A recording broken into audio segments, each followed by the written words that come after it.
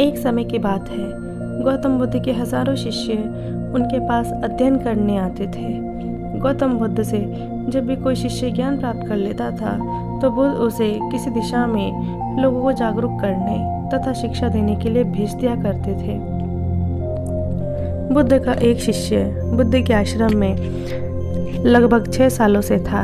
वह शिष्य महात्मा बुद्ध के पास आया और बुद्ध से कहा, मुझे यहाँ आए लगभग 6 साल हो गए हैं। मेरे बाद कितने शिष्य यहाँ पर आए, उनमें से सभी शिष्यों को आपने ज्ञान देने के लिए किसी न किसी दिशा में भेज दिया, लेकिन मुझे अभी तक नहीं भेजा। आखिर ऐसा क्यों? क्या मुझे आपका ज्ञान प्राप्त नहीं हुआ है? बुद्ध मुस्कुराए और बोले, यह तो तुम्हें खुद ही समझना पड़ेगा कि मेरा ज्ञान तुम्हें प्राप्त हुआ है या नहीं। शिष्य बोला, हे बुद्ध, आपने इन 6 सालों में जो मुझे उपदेश दिया है वह मुझे सब याद है। आपकी बताई हुई एक एक बात मुझे सब याद है। आप कुछ भी मुझसे पूछ सकते हैं, मैं हर उत्तर देने के लिए तैयार हूँ। आप मुझे एक मौका तो दें ताकि मैं किसी भी दिशा में जाकर लोगों को अपने ज्ञान के बारे में बता सकूं। इस पर बुद्ध ने बोला कि ज्ञान की बात को याद रखने से कोई फायदा नहीं जब तक तुम उस आदत को खुद नहीं अपनाओगे। शिष्य ने कहा, जो भी हो, कृपया मुझे एक मौका जरूर दें। आप मुझ पर भरोसा रखें, मैं सभी को अपने ज्ञान से प्रभावित कर सकता हूँ। मैं लोगों को ऐसी बातें बता सकता हूँ जिससे लोगों के जीवन में शांति आ जाएगी और वे अपना शांतिपूर्ण जीवन जी पाएंगे। फिर बुद्ध ने कहा, अभी तुम तैयार नहीं हो। जब तुम उसके लिए तैयार हो जाओगे तो फिर मैं खुद ही किसी दिशा में जाने के लिए तुम्हें बोल दूंगा।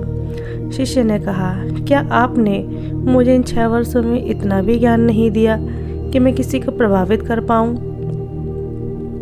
बुद्ध ने कहा, ठीक है, तुम पूर्व दिशा में चले जाओ। वहाँ एक गांव मिलेगा, वहाँ से भिक्षा मांग कर लाना और अपने ज्ञान से लोगों की मदद करना। कल सुबह तुम वहाँ अकेले जाना और शाम में आकर मुझे बताना कि तुमने लोगों की सहायता कैसे की। शिष्य यह बात सुनकर बड़ा खुश हुआ और आशीर्वाद लेकर चला गया। वो रात भर ज्ञान समेटता रहा और मन ही मन सोच रहा था कि मैं वहाँ ज्ञान का ऐसा छाप छोड़ूंगा कि वहाँ के लोगों के साथ साथ बुद्ध भी मुझसे प्रभावित हो जाएंगे। सुबह उठकर वह महात्मा बुद्ध को प्रणाम करने गया। उन्हें प्रणाम कर वह पूर्व दिशा की तरफ निकल गया। शाम को जब वह वापस आया तो बुद्ध ने देखा कि शिष्य के माथे पर चोट लगी है और खून बह रहा है। बुद्ध ने उसे पट्टी की और पूछा, तुम्हें चोट कैसे लगी? शिष्य ने कहा, वहाँ के लोग बेहद ही दुष्ट हैं, उन्हें जरा भी बुद्धि नहीं है। मैं उस गांव में भिक्षा लेने गया पर किसी ने मुझे भिक्षा नहीं दी। सब मुझे वहाँ गालियाँ दे रहे थे। एक व्यक्ति ने भिक्षा तो दी लेकिन नीचे फेंककर और कहा, इसे उठा लो। मैंने उन्हें काफ़ी समझाया लेकिन मेरी बात सुनने को तैयार ही नहीं थे। उन्होंने मेरे साथ हाथापाई की जिससे मुझे चोट लग गई। बुद्ध, आप मुझे दूसरी जगह भेजिए जहाँ के लोगों में ज्ञान हो, वो इस तरह ना हो। बुद्ध शिष्य की बात सुनकर मुस्कुराए और बोले, अगर दूसरे गांव में भी ऐसे ही लोग हों तब तुम क्या करोगे?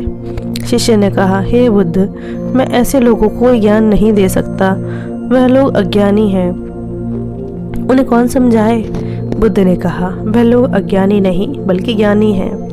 उनके पास बहुत ज्ञान है परंतु उनके पास उनका खुद का ज्ञान है। अब तुम अगर किसी दूसरे के ज्ञान को चोट पहुंचाओगे तो वह कुछ तो कहेंगे ही। तुम्हें ऐसे लोग हर जगह मिलेंगे, जब तुम अपना ज्ञान उन्हें कैसे दोगे? बुद्ध ने कहा, आज तुम आराम कर लो, कल शाम को मेरे पास आना। शिष्य बुद्ध को प्रणाम करके चला गया। अगली शाम जब वह वापस बुद्ध के पास आया तब वहाँ बुद्ध की एक और शिष्य मौजूद थे। उनके हाथ में भी चोट लगी हुई थी। बुद्ध ने शिष्य के हाथ पर चोट देख उस पर पट्टी की और उससे पूछा, तुम्हें यह चोट कैसे लगी? शिष्य ने कहा, आपने पूर्व की ओर एक गांव में मुझे जाने के लिए कहा था तो वहीं मुझे चोट लगी। बुद्ध ने कहा, वहाँ तुम्हारे साथ साथ क्या हुआ, तुम मुझे बताओ। शिष्य ने कहा, वहाँ पर मैंने सबसे भिक्षा मांगी, लेकिन किसी ने भी भिक्षा नहीं दी। एक व्यक्ति जिसने भिक्षा भी दी थी तो मुझे ज़मीन पर फेंक कर दी और कहा उसे उठा लो। तो मैंने उसे उठाकर अपने झोले में रख लिया और मैंने उसे सफल होने का आशीर्वाद दिया।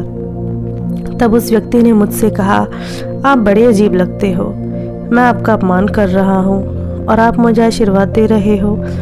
तो मैंने उससे कहा कि आप दानी हो, आपने मुझे दान दिया है, इसलिए मैं आपको आशीर्वाद दे रहा हूँ। फिर मैं वहाँ से आगे आ गया तो कुछ लोगों ने मुझे वहाँ से वापस जाने के लिए कहा। उन्होंने मुझे कुछ अपशब्द कहे और मुझ पर पत्थर भी फेंके, जिससे मुझे चोट लग गई। और जब मैं वापस आ रहा था तब रास्ते में मैंने एक माँ को रोते हुए देखा। वह अपने बीमार बच्चे को लेकर चिंतित थी।